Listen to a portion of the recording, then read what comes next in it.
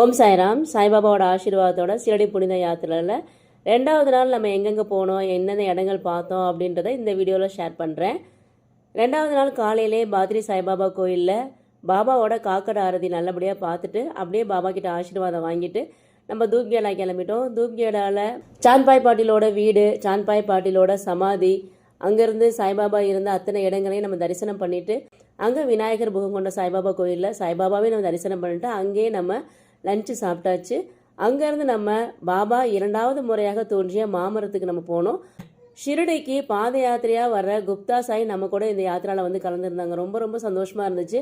குப்தா சாய் மாமரத்தில் உள்ள சாய்பாபா கோயிலில் பூஜை பண்ணாங்க. அதே சமயம் மாமரத்தில் அமைஞ்சிருக்க துணிக்கும் துணி பூஜை பண்ணாங்க. நம்ம அத்தனை பேரோட கஷ்டங்கள் போகணும் அப்படின்னு சொல்லி 1008 நாமாவளி படித்து துணி பூஜை பண்ணாங்க. ரொம்ப ரொம்ப சிறப்பாக அங்கே நடந்தது.